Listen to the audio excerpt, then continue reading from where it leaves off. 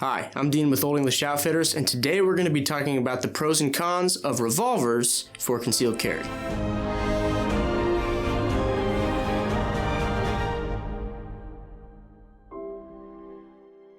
Alright guys, so today we're going to be talking about revolvers for concealed carry. This has been talked about a lot as far as concealed carry, seeing as how popular of a topic that is to discuss today. There are a lot of good aspects of revolvers, ease of use, ammo virtuosity, and all that different stuff.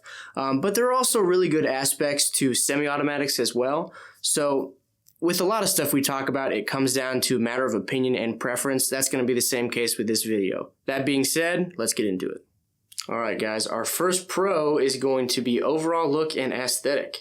There's really no debating revolvers have a very classic look to them because they've been around for such a long time and have been used for such a long time. As always, this is a matter of opinion, but me personally, nothing gets me like seeing a cop whip a Chief Special out of his ankle holster in the movies or something like that. Our second pro is going to be ease of use and inherent safety of revolvers. There's really not a whole lot of moving parts going on in this gun. Of course, there are internal mechanisms and small parts and things like that, but as far as user interface goes, you squeeze the trigger or you cock the hammer and then squeeze the trigger. There's not a lot that can go wrong with a revolver. The trigger pull is what makes revolvers safe. So you don't have to deal with a manual safety, which is going to be another snag point for you that you have to learn, that you have to practice so that you always flip that safety off. The heavy trigger is the safety. Whether you cock the hammer or squeeze the trigger, you have to mean it before you do those two actions. And if you're going to mean it and perform one of those two actions, odds are you're wanting to fire. If not, you're doing something very wrong.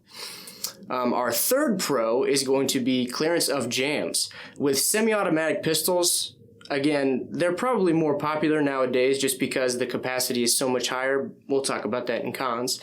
But if you get a jam in a semi-auto, you definitely are going to have to cycle the slide, and odds are you might have to strip the magazine, feed a new magazine, cycle the slide a couple times just so you're sure that you're not going to have another jam and that your gun is clear. With revolvers, that's not really an issue. You squeeze the trigger, and if it doesn't go bang, you squeeze the trigger again, and it loads that next chamber. So very easy to clear jams. Takes less than a second, really. One more trigger pull. The final pro is going to be ammo virtuosity. With each revolver, if it is geared for, say, a 357 Magnum, you can also shoot 38 Special and 38 Special plus P. 44 Mag has 44 Special. So you get essentially two different calibers for one gun. A loose example would be if you had a semi-automatic pistol that could shoot both 9mm and 380. It makes it essentially two different guns. You have two very different calibers, and they can be used for very different purposes. So you're not buying two guns, you can shoot two different bullets. So our first con is actually going to be something we mentioned in the pros section, and that is that heavy trigger pull. That does make the gun safe, but for some people, like we've had older ladies want to come in and buy a revolver because there is no chance of it jamming, and they can just slip it in their purse or a nightstand drawer, but they can't get that double action trigger because it is so heavy. And if you want to get around the double action trigger of a hammerless revolver, you get a revolver that has a hammer on it, of course. So you can cock it. But that creates a snag point if you're going to conceal the weapon. This is essentially a big hook to get caught on shirts, belts, purse straps, wherever you're going to be pulling it out of. That's probably the worst snag point on any concealed carry handgun is going to be the hammer spur on a revolver. The second con is going to be capacity. This only has 6 rounds, and some of the modern ones you can get 8 of a 357, but those end up being really, really fat cylinders, and that's not something you want to have in your waistband when you're carrying it. It's already wide enough having a gun inside your waistband. You don't want to add any width if you can avoid it.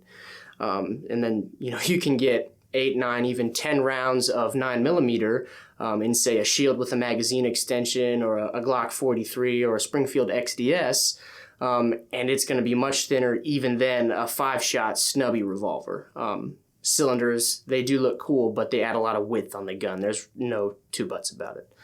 And the final con is going to be not the inferiority of the 38 Special, but with modern hollow point technology, the 9mm round is not really all that much worse in ballistic gel testing, even through clothing, than the 38 Special. Depending on the brand of hollow point and if it's plus P or not, 9mm can keep up with, not beat, but keep up with a 357 Magnum.